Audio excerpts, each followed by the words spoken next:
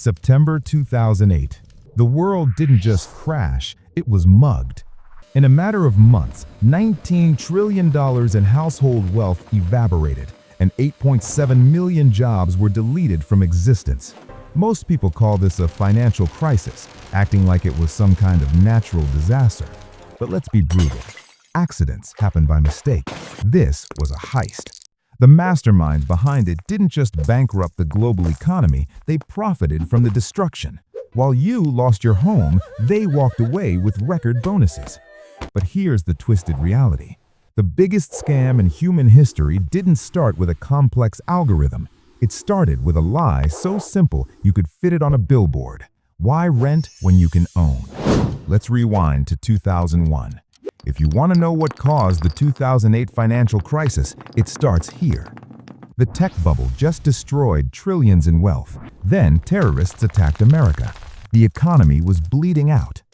Alan Greenspan, the Federal Reserve Chairman, had a radical idea: flood the system with cheap money.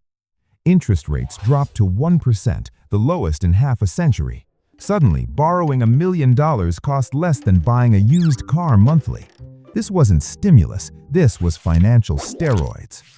Banks went absolutely insane. They weren't just lending money anymore, they were hunting for warm bodies to sign loan documents. The mortgage industry transformed into a predatory lending machine. Here's how broken it became. Countrywide Financial, Washington Mutual, and other mortgage lenders created what insiders called liar loans. You could literally write any income on the application, no verification, no background checks, no consequences. A part-time dog walker with a 500 credit score? Approved for a $700,000 mansion. This actually happened. A bartender declaring zero income? Here's $500,000 for 3 investment condos. The American dream became a fever dream. Home ownership rates hit record highs, not because people were wealthier, but because underwriting standards disappeared entirely. The subprime lending boom was turning the housing market into a ticking bomb. Now, here's where financial innovation turned into economic terrorism. Investment banks discovered they could weaponize debt. Traditional banking was boring: collect deposits, make loans, earn interest. But Wall Street figured out something more profitable: securitization of mortgage debt. They'd buy thousands of risky home loans, blend them together, slice them into pieces, and sell them as mortgage-backed securities to investors worldwide. Think of it like this. You take rotten fruit, blend it into a smoothie, pour it into fancy bottles, and convince everyone it's a health drink. That's exactly what happened with toxic mortgages. Bear Stearns, Merrill Lynch, and Goldman Sachs became mortgage packaging factories. They weren't just selling a few bad loans, they were mass-producing financial garbage on an industrial scale. But they needed one crucial ingredient: fake credibility. Enter credit rating agencies like Moody's and Standard & Poor's. These agencies were supposed to be independent watchdogs protecting investors. Instead, they became accomplices. Banks would literally shop around for the best rating. You won't give us AAA? Fine, we'll go to your competitor. The rating agencies caved every time because they got paid millions per transaction. It was the most profitable fraud in financial history. Then came CDOs. How does a CDO work? Simple. CDOs, collateralized debt obligations, took this scam to another level. They bundled mortgage bonds together, creating financial Frankensteins designed by MIT physicists to be so complex that regulators were too scared to ask what was inside. Synthetic CDOs became bets on bets on bets. The derivatives trading floor exploded. Pension funds, insurance companies, foreign banks, everyone bought in. Why? Because these financial products came stamped with AAA ratings, supposedly safer than US Treasury bonds. Risk management went out the window. Leverage ratios hit 40 to 1. Banks were betting $40 for every $1 they actually had. One wrong move and the entire system would implode. Early 2007. Something strange started happening in suburban America. For sale signs stayed up longer. Home prices plateaued. Then they dropped. Homeowners with adjustable rate mortgages watched their monthly payments suddenly double or triple. A $1,200 mortgage became $3,000 overnight. Foreclosure rates started climbing. Wall Street's reaction? It's contained, just a subprime problem. Won't affect the broader economy. They were catastrophically wrong. By summer 2007, hedge funds started collapsing. There, Stearns had two funds holding $20 billion in mortgage securities. Both went to zero. Investors realized their safe investments were worthless.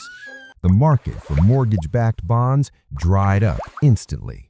Banks tried selling these assets and discovered nobody wanted them at any price. Accounting tricks kept the illusion alive for months, but reality was catching up. Behind closed doors, panic. Bank executives knew their balance sheets were fiction. They'd leveraged themselves into oblivion on assets now worth pennies on the dollar. The bank runs were coming. March 2008, Bear Stearns, an 85-year-old Wall Street institution, collapsed in 72 hours. The Federal Reserve arranged a fire sale to J.P. Morgan Chase for $2 per share. A year earlier, it traded at $170. Everyone thought that was the bottom. They were wrong. Summer 2008, Fannie Mae and Freddie Mac, the mortgage giants backing half of America's home loans, faced insolvency. The government seized control, but the nightmare was just beginning. September 15, 2008, will live in infamy. Lehman Brothers filed for bankruptcy, the largest in American history. $639 billion in assets vaporized. 25,000 employees got termination letters. The global financial system went into cardiac arrest. What made Lehman different? The government let it die. No bailout, no rescue. Treasury Secretary Hank Paulson drew a line, and Wall Street discovered that moral hazard still existed. But the collateral damage was catastrophic. Money market funds broke the buck. Commercial paper markets froze. The credit markets, the lifeblood of the global economy, stopped functioning entirely.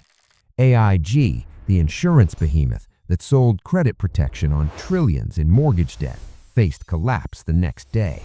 Unlike Lehman, the government couldn't let AIG fail. It was connected to every major financial institution globally. One AIG bankruptcy would trigger a chain reaction, ending civilization as we know it. Stock markets crashed worldwide. The S&P 500 lost half its value in 6 months. $10 trillion in market capitalization evaporated. Retirement accounts for teachers, nurses, firefighters decimated. Real economy destruction followed. General Motors and Chrysler faced bankruptcy. Unemployment skyrocketed. Small businesses couldn't get credit. The Great Recession crushed 8.7 million jobs. Median household wealth dropped 40%. October 2008.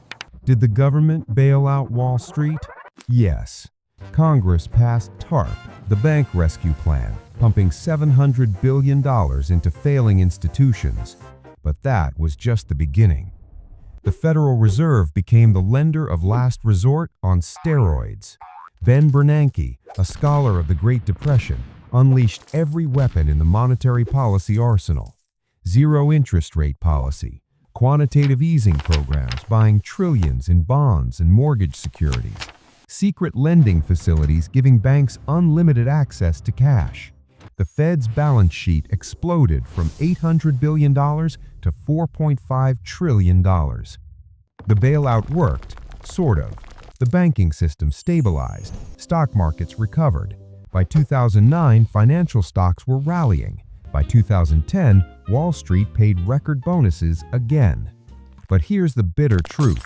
Main Street never recovered like Wall Street did.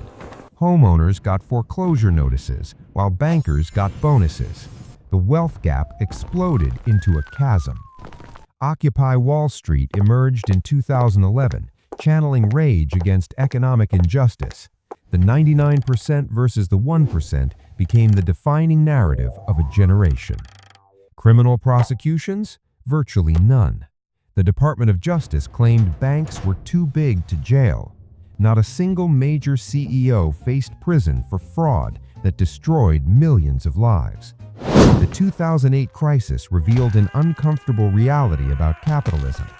Profits are private, losses are public. When banks win, executives get rich.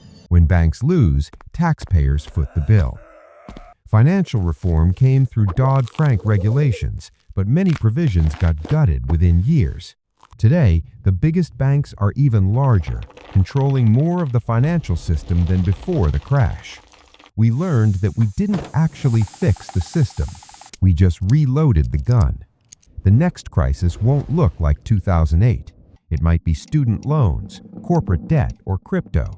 But make no mistake, when the trigger is pulled again, there won't be enough money left to bail anyone out. Understanding this isn't just history, it's survival. Because the only thing certain about the next crash is that you're paying for it.